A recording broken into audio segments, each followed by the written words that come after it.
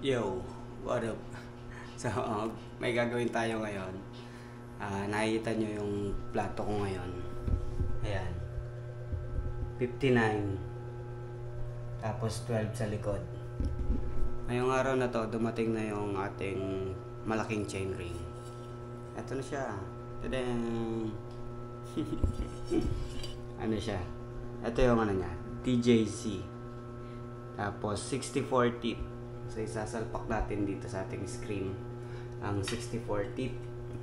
Pero tingnan natin kung kakasya kasi medyo manipis na yung clearance ng chain ring nitong 59 dito.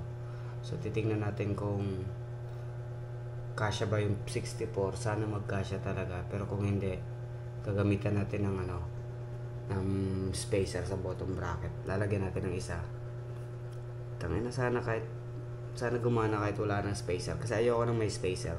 Medyo makunat yung crank kapag merong spacer, makunat yung ikot. So ayun, samahan nyo ako magpalit ng chain ring ngayon.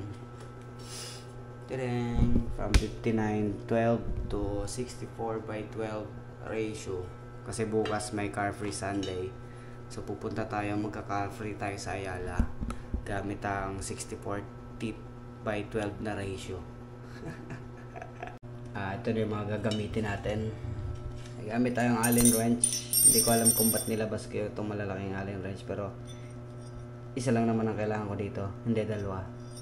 Hindi ko alam kasi kung anong size eh. Tapos meron tayong star nut na Allen para dito sa Sugino na chain ring bolts, kasi star yung star yung bolts. Tapos meron akong extra Izumi chain. Ito yung Izumi chain ko dun sa Pantraclo. So ayun, ito gagamitin natin kasi alam ko magdadagdag tayo ng chain dyan. Izumi pa rin naman. Hindi nga lang siya kakulay ng jet black, pero Izumi pa rin naman to. So syempre, long nose, magpapalit tayo, magtatanggal tayo ng chain. Ating chain cutter. Let's go. Oo nga pala, kailangan ko rin pala ng kailangan ko ng grasa para sa mga bolts, kasi medyo matagal na to, hindi ko nababaklas. Tsaka yung chain ring bolts ko pala, meron siyang spacer. Yan o. Nilagyan ko siya ng spacer kasi itong chain ring bolts na to, sa kabubuhang taglay, binili ko, pang pala to, pantubay.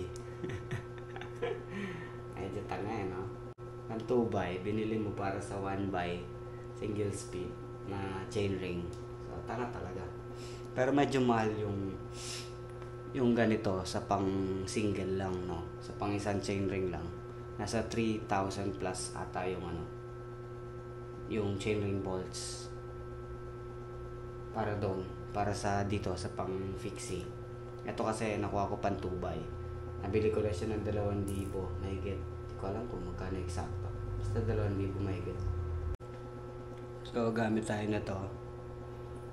Parang mangkok. Hindi namin to ginagamit sa pagkain Hindi rin to kainan ng aso. Binili ko to para talaga sa maliliit na piyesa paglilinisan. Katulad nito. Lalagyan natin dito, tapos bababad natin sa W40 para medyo matanggal yung mga niya, mga dumi-dumi.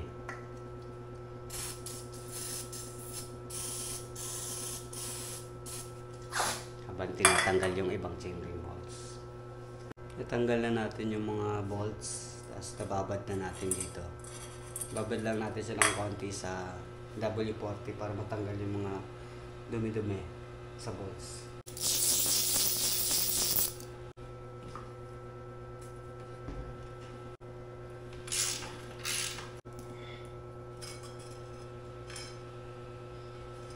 Ito na yung 59 natin, Z-Race.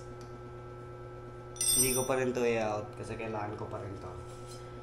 Malay nyo, hindi magkasya yung 64. O kaya, hindi ko na kayanin yung 64. Balik na lang sa 59. Tsaka may mission pa ako sa 59/12. Sabi ko, i-ahon ko to ng Cabrera. So, babalik pa ako dito. Ito na ang the moment of truth. Kung kakasya ba siya sa ating bike kung hindi tatama sa chainstay. Ang ating 64 feet. Ang inang yan. So, lapit kayo para masilayan nyo ng mabuti ang ating katangahan. Let's go. Sabay nating diskubrehin. Tingnan kung kakasya ang ating 64.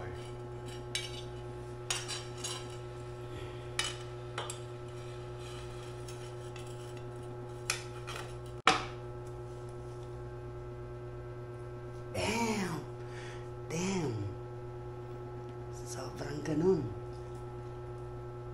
Sobrang konti na lang. Tatama na siya dun sa tawag dito. Tatama na dun sa chainstay. Tingnan niyo yung clearance. Holy mother. Kaya pa. Hindi magagasgasan yung natin. Yung ating chainstay. Mukha lang siyang tatama pero hindi. So, pasok pa rin kahit 70 teeth or 100 teeth dito sa ating Scream Magnum 22. Kasi nga dalawa yung tupi niya dito sa chainstay. Pwede rin siyang nasa kabila. Kasi may ganito rin siya sa kabila. Kung gusto nyo, komportable kayo, nandun yung chainring sa kabila. Parang BMX, pwede mong ilagay sa sa kabila yung chainring. Damn! Grabe, pre. So good. It's so hard, but it's so good, sabi ni Lamar. Bad news. Ba't kanina hindi tumama? Tapos ngayon nung kinabit ko na tumama. Sumabit sa chainstay yung ating chainring. Alright. Sumabit. Itong inang yan. So magkakalas ako ng baby para magkabit ng spacer.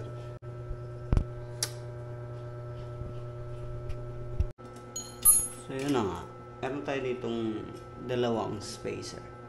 Pero ayoko naman gamitin yung dalawa kasi masyadong baka mag-cross chain na tayo. So isang spacer lang itatry natin isalpak. Kapag hindi gumana sa isang spacer, balik tayo sa 59. Ayoko magdalawang spacer. Kasi hindi ko alam, gusto ko isa lang. Para hindi ganun kakunat yung ikot ng Kasi nung na-try ko yun, naglagay ako ng dalawang spacer dun sa bootleg. Ang kunat ikutin ng crankset. So sana isang peraso lang yung magamit natin para hindi siya matulad dun sa bootleg. Tanggalin ko na yung bottom bracket. Tatry na natin isalpak ngayon yung spacer at tingnan natin kung kakasya yung chainring. Let's go. Ito na yung bottom bracket. Gagamitin natin tong aluminum na spacer kasi mas maganda to kaysa dun sa spacer na plastic. Sana hindi mag-cross chain para maging masaya sa explore. Malalaman. Huwag ka sumabit, please.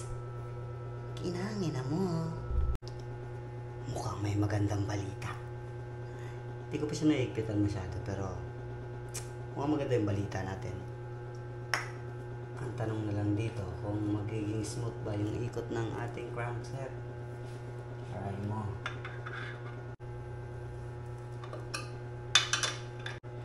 Ito yung ayoko sa spacer. Kasi tingnan nyo.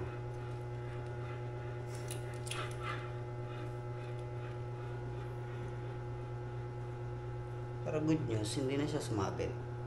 Bad news, hindi siya ganun ka-smooth. Pero sabi ni Nico, pagbago daw yung spacer, ganyan daw talaga. Hindi ko trip yun.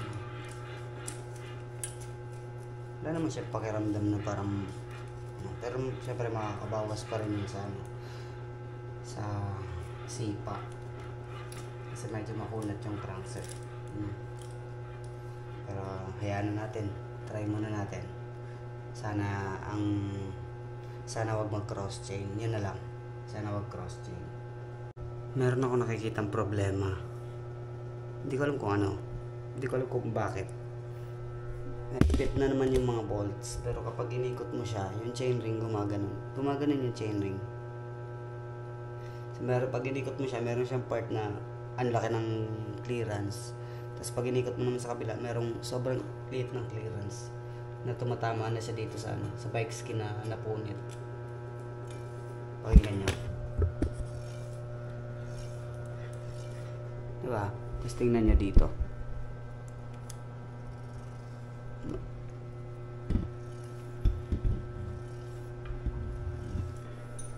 parang umaalon yung chainring. Tangina, pang epic fail ah. Ganun ba talaga yung chainring? Parang hindi naman dun sa isa. Kinabit ko pa rin siya kahit yung chainring gumaganon yung chainring. Hindi ko alam kung saan ang problema ko sa chainring ba. Ba't kaya? Ganun ba yung sa chainring? So, test natin to bukas sa car free. Kapag di ko na-tripan yung ng chainring, babalik ko yung 59 kasi grabe. Di kaya sasabit. Iniisip ko parang sasabit siya dito pagka dumadating dito sa part na to. Konting-konti na lang yung clearance niya dito. So sana hindi magasgasan yung frame natin. So bukas, tatest natin siya, dadalhin ko yung mga tools doon sa car free para pag nagka-problema doon ako papalit ng chainring. So yun lang, ayun na yung ating 64x12. Samahan nyo ako lumabas, bibili ako sa labas, test natin to. Kasi isa pa sa katangahan ko, hindi ko nalagay yung link na direct ko yung kabit ng chain. Tangina. So yun, labas tayo, check natin yung ikot ng chainring. Let's go. Ang dilim, hindi nyo makita, pero tinetest ko na yung bike.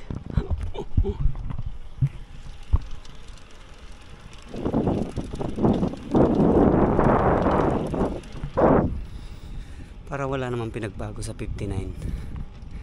Pero siguro bukas mas matatry natin to.